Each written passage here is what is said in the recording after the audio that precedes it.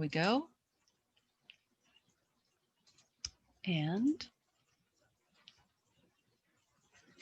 so thank you all for being here this evening. I am so pleased to introduce our author this evening, all the way from Finland. Iris Baijing Hubbard is a Chinese-American adoptee from Guangzhou, China. She was adopted at about 16 months old and grew up in Mount Vernon, Washington. Iris became more interested in her adoptee identity while attending Western Washington University. There, she started a club for adoptees called the WWU Adoptees. Switched was inspired by her own experiences as an adoptee and competitive swimmer. Iris is currently a master's student at the University of Eastern Finland, studying early language education for intercultural communication. This is typically the part where I would hold up the book and say, and now she's here to present her brand new book. Happily, thank you, Iris. Happily, we are out of her book right now, but they're on the way. So Iris has a copy. She can flash that beautiful cover. So please, everybody, show us your applause. A warm welcome for Iris Baijing Hubbard. Thank you so much. All right, so I have a little presentation, and if you have any questions or comments, feel free to put them in the chat, and I'll try and get to them throughout. But again, there'll also be a little Q&A period towards the end. So here we go. Thanks again for being here. I really appreciate it.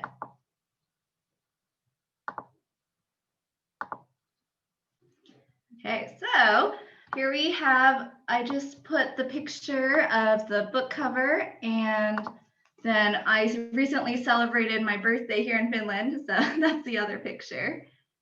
But I wanted to start with a little background to my adoption journey and then throughout this whole process. So I was adopted from Guangzhou, China, and that is the southern province in Guangdong. So right here you can see to the right, there's Guangdong province, and then Guangzhou is the city right by the Pearl River Delta. And here are some baby pictures from when I was in the orphanage. And these were some of the first pictures my parents received right before they adopted me. And then here's one from 1998 when I was adopted, and this is my adoption group. So I was actually adopted with 2 other girls from the same orphanage, and we're very close in age. And so we've tried to stay in contact throughout our lives, and now we're all kind of in separate places, but we still try and connect when we can. And this is just when I first came home from China and I was adopted, and we have my parents and my older half sister. And right in the back, you can see the Skagit River. So that's where I grew up, in Mount Vernon, Washington.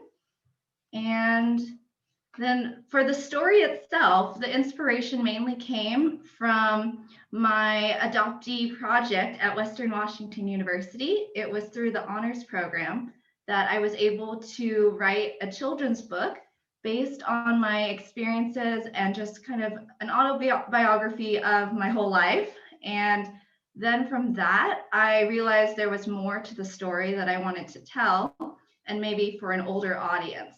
So that was where I got the idea to start writing more, and it turned into more of like a novella. So that was at Western and a few years ago. And then I know some of you were wondering what actually happened. So I was switched during the adoption process. I don't actually know many of the details about what happened, but the switch did happen. And I was a competitive swimmer for 9 years, and I went back to Guangzhou, where I got to compete against the Chinese team, and they were incredible, but we tried to hold our own during the competition. And it was mainly just for fun and a cultural experience. And let's see. So that's how I got to return to China, and that was in high school. And I tried to share some pictures from that trip, and we have the 3 goat statue, which was very popular. It's from what the city is named after, the goats, and then they're also mentioned in the story as well. And like I said earlier, so originally this was a novella and it was just something I did for fun. It was more creative and I wanted it to be just a way to kind of reconcile what had happened, the switch. And I wasn't really sure what I was going to say. It was just something that I felt like it was on my mind and I wanted to put it out there. And also in honor of National Adoption Awareness Month, which is every November, I wanted to have something that I could share with the adoptee community. So that actually happened back in 2020. And that was when I was in Taiwan for my Fulbright grant teaching English at the time. So this was another little side hobby I did on the weekends with my friends, and we would just go to a cafe and I would write and we would work on different projects. But unfortunately, due to COVID, then I came home early. I left Taiwan. And this is my teaching group of my amazing teachers back in Taipei. And so when I came back from Taiwan, I continued working on Switch. At the time, it was still in the novella phase. And I thought that maybe there was more that I could add to turn it into maybe a whole novel. So I started some more editing. I went through at least 10 rounds of editing and then revising. And eventually I got to the publishing stage. But with the publishing, I realized that for my deadline, I wanted it to come out sooner than if I had actually stuck with an actual like real publishing company. So I decided to do more a hybrid of self-publishing. And then I also worked with Village Books to get my book out sooner than the possible wait time of years with a traditional publisher. So with the publishing, I asked my friend Leila from the WWU Adoptees. She's currently the president, and it's exciting that it's still an active club at Western. And so she is an amazing artist, and she was able to work with me to come up with this design for the book cover that you see. This is the original black and white version. And these two girls, we just decided that we wanted them to be similar yet different and have their own unique personalities show through. So she helped me throughout this whole process, and this is what we came up with. And then when I said that I had a deadline, so I was accepted to the University of Eastern Finland, and my master's program was set to start in September. Unfortunately, due to COVID, I wasn't able to go in person. It was all online the first semester. But by December, I flew to Finland, and that's where I am currently. And so I wanted to have my book out as soon as possible before I left so that I could sign some copies and then send them to close friends and family before I left. So currently, like I said, I'm in the master's program for early language education for intercultural communication. And it's very much inspired by my time in Taiwan through the English teaching assistant program. And along the way with publishing, there were some costs. So I started a GoFundMe page and I was able to raise about $400, which was amazing. It went towards all of the publishing and printing. And then I was able to really kind of get this going and finally get my book out in real print, which is so exciting that it's in this form and it's not just electronic. Because I did do an electronic version, but I also wanted the physical hard copy too. And for November 2020, I wanted to share it online, and I have it still as a free ebook. So if anyone is interested in also getting the free ebook, I can send that link to you later. But I just wanted it to be available to anyone who was interested and maybe didn't have the funds right now, or just anyone who was like, oh, maybe I'll try it and see how it goes. And with Village Books, Rachel Johnson was a huge help throughout this publishing process. And then Claire has been helping me recently with all of the promotion and setting up this virtual event for all of you.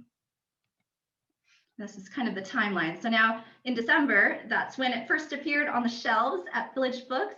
And I really wanted to dedicate the book to adoptees because I know it is kind of different situation when you're an adoptee and maybe you might feel alone or there's not a community for you.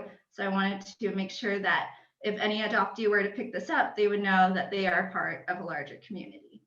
And then to Lynn and Bethany, who were my original orphanage sisters who you saw in those pictures at the very beginning. And for the aims of the project, I really was more interested in just having it be my creative outlet. I wanted to share the story that was very meaningful to me and it was very personal. And I also wanted to create more awareness for the adoptee story, the adoptee community, because I know in many YA books, they might feature adoption, but not necessarily Chinese American adoption or an international adoption. So it's a little bit different. And then I also wanted to be true to my own experiences. So then to inspire other adoptees, if they're interested in writing or sharing their stories, or just something that they know they can identify with. And in this picture is one of our exhibits that my club did a few years ago, and it was called Our Voices. So it was, again, creating awareness during National Adoption Awareness Month. And we all, if you wanted, you could share a short story or a poem or pictures, and just with the Western community. So today, here I am, I'm in Finland, and this is my university behind me. And as you can see, it's snowing, and we have lots of snow right now. And then we're also still wearing masks and social distancing because of COVID. And now more currently, I've been interested in working with the adoptee community some more. So I recently joined Adoptee, which is a program by adoptees for adoptees, and it's based out of Colorado. And I am actually going to start doing a little virtual baking and conversation kind of series, mini series with another girl, and we're going to talk about our adoptee experiences while we're baking, which, as you might know, baking is one of my favorite pastimes. And I reached out to another adoptee here in Finland, and she actually has a podcast. So she invited me to speak with her sometime on it. We haven't decided when, but I'm excited because she is an adoptee from Taiwan. And so we can kind of talk about our unique experiences because adoption is a little less common here, especially international adoption, and just, again, creating that awareness. And I'm still just continuing to connect. And I found out that Adoptees for Justice is a very active club and program, and they have been trying to pass the Adoptee Citizenship Act, which unfortunately this year it was not passed, but they are still in the process of trying to get it out in the public and trying to create awareness for it. So that's another organization that I've been trying to connect with. So now we've reached the point where if there are any just general comments or questions, I'd be happy to answer them. I'm going to check the chat now. Let's see. Okay, so I see, yes, the Yay Taiwan and China. And what made you want to study in Finland? So in my education program at Western, I'd heard a lot of great things about Finland. And you always, like, you might have seen books or videos or documentaries about the Finnish education system. So I was curious to really see it in practice. And I'm hoping to apply what I've learned to when I go back to the US or wherever I go after this, and incorporate my own teaching style with the new methods that I'm learning. Because I already visited an elementary school actually this week, and it was really interesting seeing the classroom setup. It was a huge room with no doors. It was just a long kind of hallway, and they had all of these different areas to study. There was like a rock wall on the side, and then these seats that were stacked, and it was just such a different environment that I'm excited to maybe bring that back with me. We'll see. And let's see, has anyone read Separated at Birth? I haven't read Separated at Birth, but I have seen the documentary Twinsters. I know that was, I think, either, was it on Netflix, if someone can correct me, or another outlet. And then there's the podcast Adopted. I haven't heard of that one. No. So what time is it in Finland right now, and how tired are you? Right now it is 5:23 a.m. and I am actually wide awake. I am a morning person, so I would much prefer to do this in the morning than late at night. And what ages are best for readers and for your book?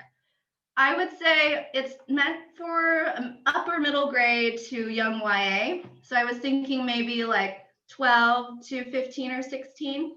The main protagonists are 15, and so kind of that age range, but I know some younger readers like to read about older audiences, older protagonists. So that's what I was aiming for. But really, if there are younger readers too, I think it would be appropriate if the adults or the parents or guardians wanted to share it with their younger readers, and then they could talk about some of these issues that come up throughout the story. Let's see. How do you envision continuing to work with adoptees in the future? And the main character had lots of details similar to you. How do you think you're different and similar to the main character? So continuing to work with adoptees in the future, like I mentioned, I've been a part of some of those new organizations. So there's the Adopteen one that I'm excited to work with, and then maybe the podcast in the future. And I think just trying to connect, see if there are any other organizations, local or international, that I could try and work with. I feel like now I am more comfortable sharing my story. I know back in even just high school, it wasn't something I talked about very much. So with the story, it kind of provided me the outlet to start sharing and just start talking. And then how similar am I to my characters? So I am very similar to Leila. I think I identify with her the most because she was and is a competitive swimmer in the story, and that was a huge part of my own life.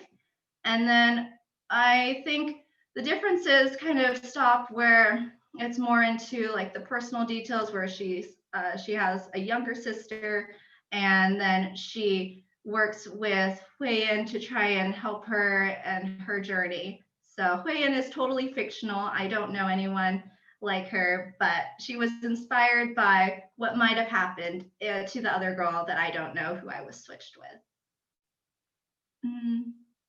What agency was I adopted through? So I actually don't recall the name of the agency. Maybe my parents can jump in if they want to. And let's see, what are your perceptions and your family in Mount Vernon? And then did you experience any racism? I live outside of Bellingham and it's not very diverse. Yes, so I didn't personally experience any racism, but I know the adoptee community wasn't very diverse in Mount Vernon. I knew of some other local adoptees and maybe a few international, but I didn't really connect with them because, like I mentioned earlier, when I was younger, it wasn't something that I really wanted to talk about. But after coming to Western, that was when I started exploring that side of my identity more, and I wanted to reach out and connect. So I think growing up in Mount Vernon, it was just something that wasn't on my mind, and I tried to push back and pretend that I was more like my other friends who weren't adopted. And it was different, but I think overall I had a good experience growing up, and I enjoyed my friends and my community there. What kinds of books do you like to read, and how would you describe your style of writing? So I like to read all kinds of books. I think my favorite are usually ones with some fantasy elements. And let's see, my style of writing. Well, in the story, I use prose and verse, which I think is a little unique because I wanted to tell both girls' stories and have their voices be very different. And so I wanted to incorporate both those styles. And I don't know, I think writing for this story, at least, it was just kind of something I did. I sat down, I started writing, and then it flowed. It wasn't something that I really thought about. Like, I didn't know going into it that I wanted to publish it. I had mainly meant for it just to be a little side project for myself. But then after rereading it, sharing it with friends and families, I realized that maybe it could be something that other adoptees might be interested in, or other communities even. Let's see. Yes, Leah, she is amazing. And I know, like I mentioned, so Leah did the artwork, and she actually does a lot of art just on her own. And so if you are interested in following her on Instagram, she, I know, will do commissions. So if you would like that, I can send along her information. But yeah, it was amazing. She was able to get this done. And I think she did it in only a week or so. And then it's very beautiful. I love it. Let's see. Oh, Guangzhou, yes. So I'm just reading through all these. Okay. So I think for your younger sister who was born in Guangzhou, maybe just telling her that there's that connection, that I was born in Guangzhou, and like her, I didn't really explore that side of my identity very much, my adoptee identity. So if she is at all interested, you could mention maybe there's poetry in there too. And so I think it's a pretty quick read because the poetry doesn't take up as much space. And then it's interesting in that we have so many different parts of the story. There's swimming involved, there's some school, there's the two girls and their own stories. So I think there are a lot of different elements if that's the kind of thing she's interested in. Let's see, what would you suggest those adoptees who feel ashamed of themselves to do? Well, I don't think it was ever something I felt ashamed of, but maybe if they're shy or embarrassed, I would suggest trying to connect with a local community or some community members they feel comfortable with, and maybe they can start sharing through writing. That was a great outlet for me. I enjoyed it. It can be private and personal. You don't have to share the writing with anyone else. It can just be for your own thoughts and your own ideas. And then once they do feel more comfortable talking, maybe, and they're in that community setting, they can form small groups and have little discussions. That was really what the club at Western was meant for. It wasn't something we wanted to make so public that people felt pressure to have to share everything. But in that close setting, then you got to know each other really well, and you felt more comfortable just talking, and not even just about adoptee issues. It was just random things like school life or drama in your life or whatever you wanted to share. And knowing that you have that bond with someone, because being an adoptee is something that is unique, and each adoptee's experience is so different, but there is that kind of common thread that connects us.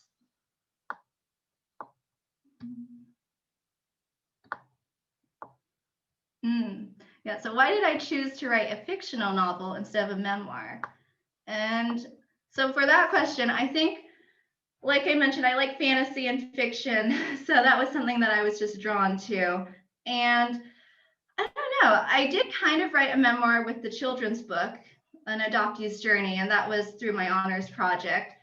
But now this time I wanted it to be a little, I guess, more separated from my own life too. There were some elements that are very close to me, but then also some that are completely fictional. So just to kind of separate my story from this story. I think that was why. And have you ever felt disconnected from your Chinese peers who still lived with their biological family?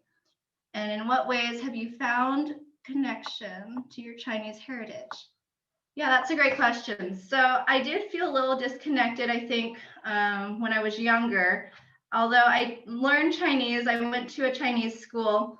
It was different because I didn't really know many local Chinese families in Mount Vernon. So I didn't necessarily feel connected to them or their heritage or my heritage.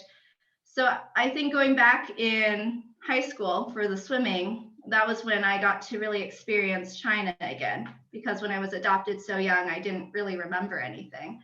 But going back then, I saw the city, I got to interact with locals, although I couldn't speak Mandarin anymore. Now it is something that I'm trying to relearn. And I think that was a big thing, the language. So when I went to Taiwan for those 8 months, I tried to relearn a little Mandarin, and I hope to keep that up. That's my goal. Do you think you'll write more books in the future? I'm not sure. Right now, I think I'll probably wait with school and everything. But maybe in the future, maybe it'll be completely different, not about adoptee experiences anymore. I'm not sure. I haven't really thought that far ahead yet. Let's see. Oh yeah, Hunan province and Eastern Washington.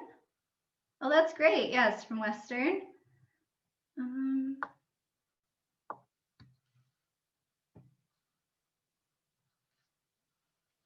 Well, thank you. Yes. So I think, yeah, just sharing that I love poetry. So if you ever want to share your poetry with me, that would be awesome. And yeah, again, this was mainly kind of just a creative project and creating awareness, because I know it's past November, but we can always celebrate adoptees and support them whenever. Let's see. So what was the process of publishing through Village Books like? Okay, so yes, through Village Books, they were very supportive. And there, if you find, I think, the contact for Rachel Johnson, she'll get you started. And basically, you just have to have your manuscript ready, and then they help you through the printing, because there is an actual editing through Village Books. I did independent editing, so I went out and I found some editors, and then I brought it back with the finalized version of the manuscript. And then they really take care of everything else. They send it off to the printer, and then you come back with your paperback book. So there is, I think, was it about $500 or so in cost? So that was where I used the GoFundMe money for that. But other than that, and then there's the publishing and the publicity. So if you wanted to work with Claire, then she can help you with that after the actual printing is done. Yeah, so I would really suggest them, and they've been a huge help throughout all of this. Let's see. Okay, thank you, Tracy. And Tracy was my advisor at Western, so she also supported me through my initial project where I wrote the little children's book, and then I worked with another honor student to talk more about international adoption policy.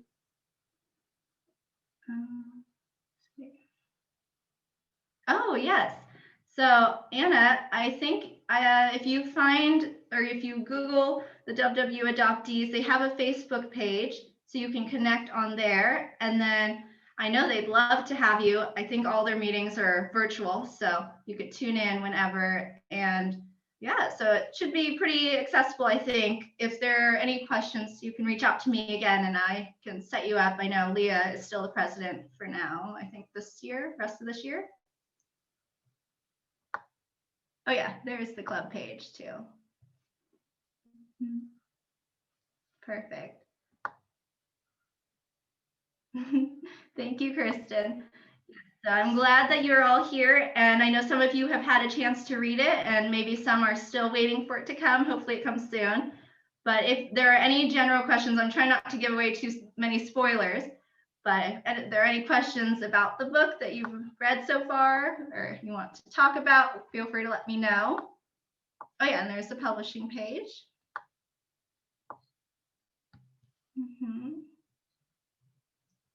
Oh yeah, so in Guangzhou, let's see if I can remember. We went to a local high school, and so we got to tour the facility, and it was like a sports school. And then we also visited the Three Goats Mountain, where you got to see the statue, and it was a great view.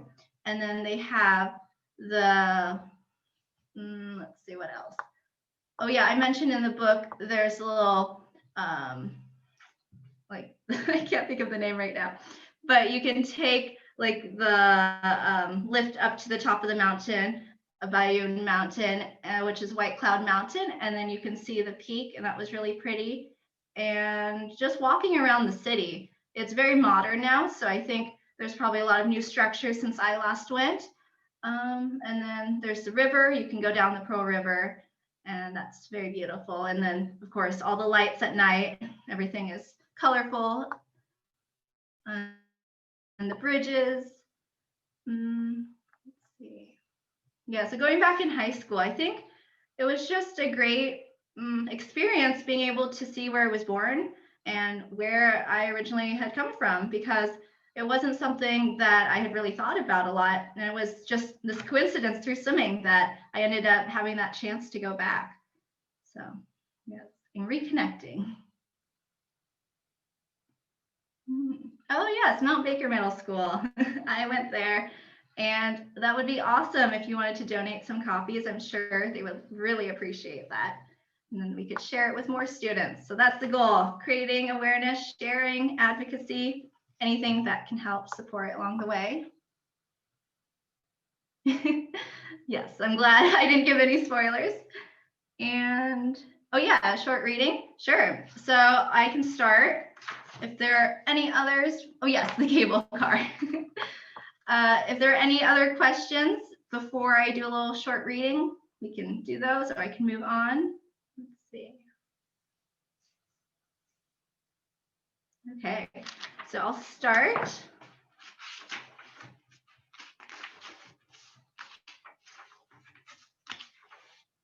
Okay, this is the prologue. A piercing cry escapes the lips of a newborn baby. It's a girl, the nurse whispers. And 2 years later, what happened? I thought Hui Yin was supposed to go with them. The volunteer with red butterflies on her shirt pauses. They didn't ask for a child with problems. They wanted a healthy girl. The nanny fidgets with her glasses. Ying Yue was always crying. She wasn't going to make it if she stayed here. She needed them more. But they could have taken care of Hui Yin. Doesn't she deserve a home too? She needs to be tested. Something isn't right with her. I don't understand what they're talking about. Is something wrong with me? I'm lifted, and a man in a white coat says, "It's going to be okay." Lights are on my face. Cold objects are pressed against my skin. I see people leaning close. They poke and prod. I don't cry. I don't care anymore. All right, and part 1. So this is chapter 1, Ying Yue, or Leila, and this is 12 years later. Are you here? I text Jasmine. Looking around, I don't see her anywhere. On my way. Be there in 5. Meet you at the pool, Jasmine replies. Late as usual. Oh well, I shouldn't have expected anything different. Knowing her for as long as I have, I can't believe it's been 6 years since we started swimming together on the local YMCA team. I remember my first day of practice. My mom had to bribe me with a new cake decorating set to get me to the pool. When I arrived, Jasmine was doing the splits on the pink stretching mats in front of the bleachers. She was all business with her fancy Speedo goggles and sparkly rainbow cap that tried to contain her curly black hair. The moment she saw me, she practically ran in my direction and asked if I wanted to swim with her in lane 2. We've been friends since, and it is rare to see one of us without the other. Jasmine had been waiting for this day all summer. She wouldn't stop talking about finally being on the high school team and have people other than our parents cheer for us. But where is my longtime swimming buddy? Of course, she is running late. I guess that means I'll have to walk there on my own. Picking up the pace, I jogged toward the pool. And so this part, the swimming part, is all inspired by my own experiences because it's true, we did have pink stretching mats at our local YMCA. So little fun fact. All right, and let's see, any others? Okay. Even though the distance from the school courtyard to the pool is only about 50 yards, I swim that distance all the time. I am already starting to break out into a slight sweat.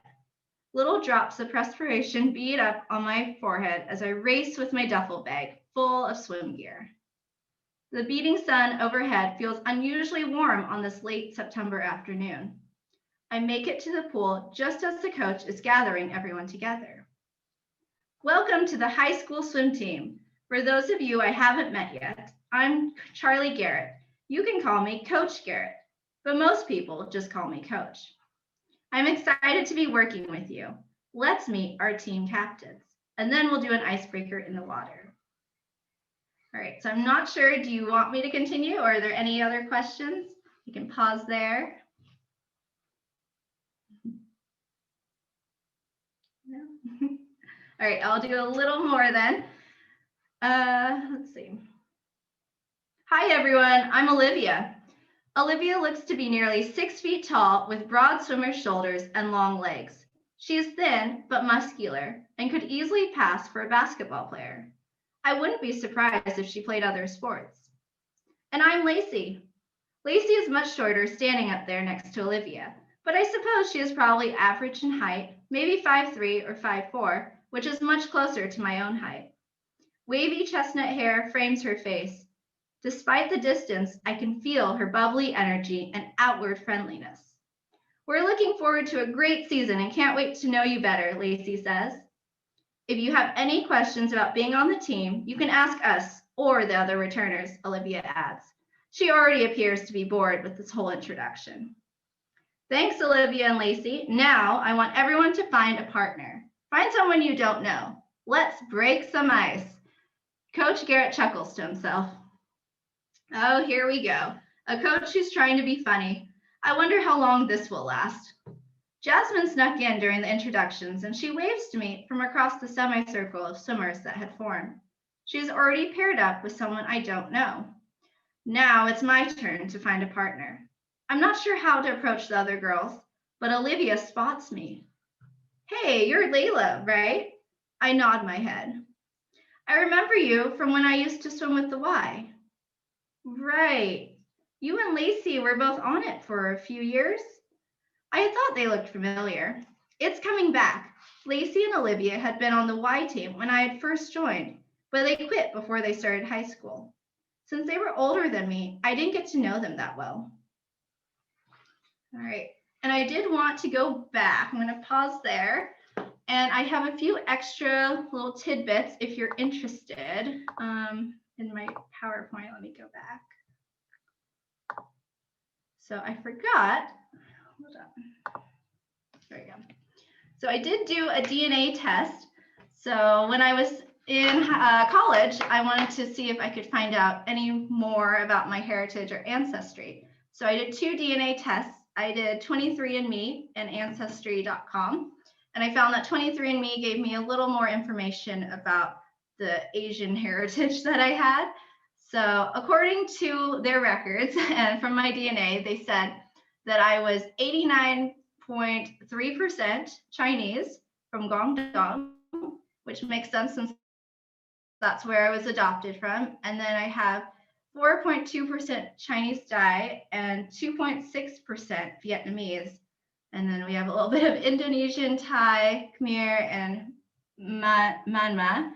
And then I have 3.6% apparently broadly Chinese and Southeast Asian. So still it's not exactly clear, but I kind of see that I am mostly Chinese as I expected.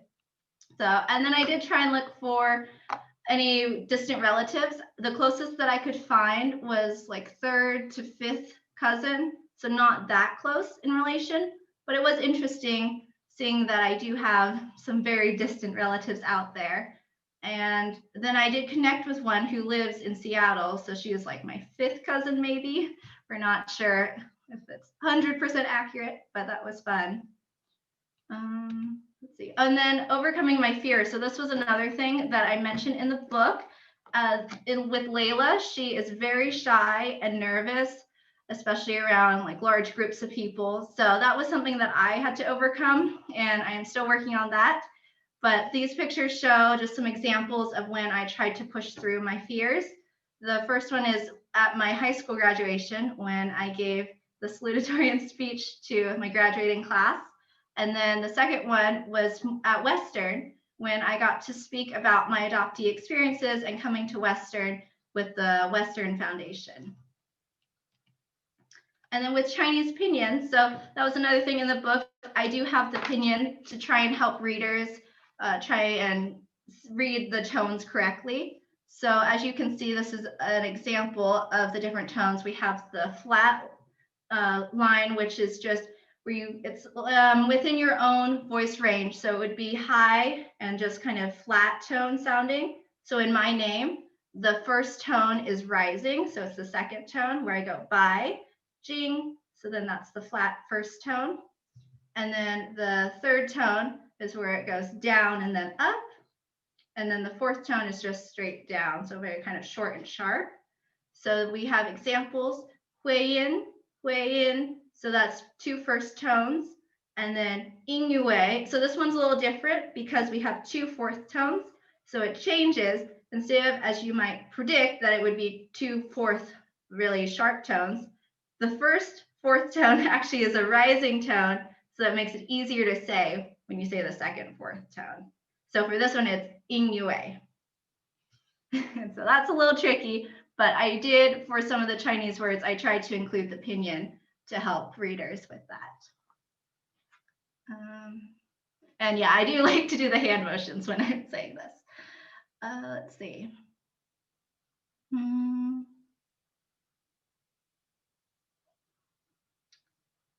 Let's see. Oh, who encouraged you to swim? And who in Mount Vernon encouraged you to write? So with swimming, it was my mom. At first, this is another funny story. I really hated swimming, or I wasn't exactly the fondest of swimming. And I was pushed to join the swim team. And then through that, I had some really great coaches who saw potential in me and just kept me going. And then I was motivated from there. And it became a huge part of my life because I swam throughout high school, and then I also swam so on my local team and my high school team, and I taught swim lessons on the side. So it's just at the pool all the time. And then who at Mount Vernon encouraged me to write? So I think just at Mount Vernon in general, I really enjoyed my AP English classes. So Miss Preston, and then I had Miss Lewis for my 11th grade English. And I didn't really have a lot of creative writing at Mount Vernon, but it was just something that I like to do on the side again for fun. Oh, thank you. Yes, the opinion. And oh, yay, salutatorian. Thank you. Any other Easter eggs? Let's see. So baking, I mentioned. Leila likes to bake, so very similar to myself. And the names. Oh, so this is another part. I chose the names to be kind of symbolic of the 2 girls. So Ying Yue is means the moon's reflection. So I wanted it, it's kind of similar to my own name, Baijing, which means white crystal. So then with the moon's reflection, I thought it was kind of a parallel symbolic reference. And then Huiyin, it means fame or fortune, which you'll find out later why she's named that. And then we have, oh yeah, because it's self-published.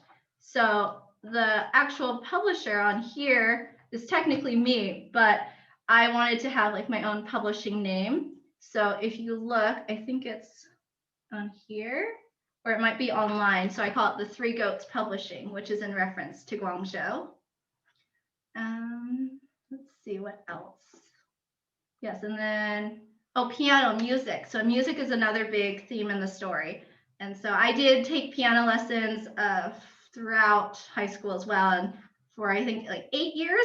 And so that was a huge part of my life as well, since I taught piano, and that's where I started teaching. And I really enjoyed that aspect of working with students and kids. So then piano and music play a huge part in the book too. Let's see. I think that's most of it. Oh, and then birthdays. So my birthday is December 29th, but I want to change it just a little. So then I have December 28th as Leila's birthday. And then July 18th is Huiyin's birthday. But when I was switched, so technically I have 2 birthdays, and the other one is July 17th. So the 28th and the 18th are very close to those 2 days. Yeah, I think those are most of the little Easter eggs.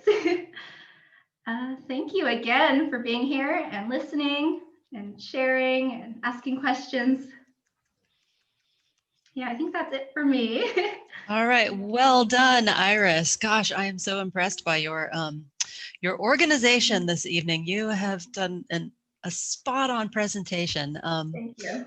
So good job. At this point, because I know that there are people in the audience who you know and love, if you don't mind, I would like to invite anyone if they want to unmute and just say hello to you so that you can hear their voices. I don't know if there's anybody in the audience who wants to actually talk to you. I think now might be a good time.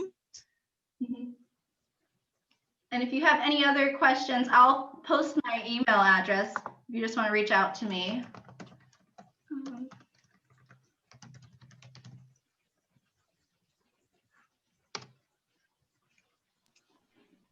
Hi, Iris. Hi. Great job. Thank you. You got a great turnout. That was really nice. Yes, I'm excited that so many people came today. Yeah, it's and wonderful. I don't know if you all had the chance to hear the little radio clip station thing that I did a few days ago. Yeah, your promo. Maybe that's what. Yeah. Good job. Thank yes, you. Iris is a self marketing dynamo. She's my favorite kind of author. I really appreciate it. And I am going to put in the chat the link to the Village Books website where you can purchase her book. I do need to clarify that the copies that we're going to get of Switched sadly are not signed. They're not autographed because our author is abroad. So I just want to make sure that everybody realizes that that we don't have autographed copies yet. One day maybe we will, but hopefully, but for right now we do not. So and there is the possibility that we could try and stamp them. I have my stamp that has my name on it, so if my parents were able to bring that by, would that work to like add the little stamp? That would be nice. Oh, I see. Is that the stamp? So I have some of them that I sent already. Oh, I see somebody's holding up the book with the stamp. That's so that's the iris lovely. flower in my Chinese name. That's lovely. Yes, that would be great. That would be great. Okay, does anyone have any final questions or comments before we say, well, we would say good night here, but we'll say have a great day, Iris. Hi. Yeah. And for those of you in Taiwan too, it's good morning as well. Yeah. Hi, Iris. Hi. I just want to say we're so proud of you, and I just, keep letting the news out that last year's ETA is publishing this book, and I think some of the, students would love to read your story, and we'll just keep spreading the news. Yeah. So yeah. So good luck with everything in England. Yeah. Thank you. 再见.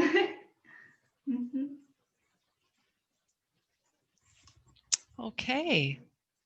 Well, I think that this is where we say thank you. Thank you to everyone for coming this evening and for your support, for supporting the author and an independent bookstore. We so appreciate it. And we hope you all go forth into your nighttime or your day and are safe and healthy, and wish you all good things. Yes. Okay. Thank you again. All right. Bye. Bye-bye.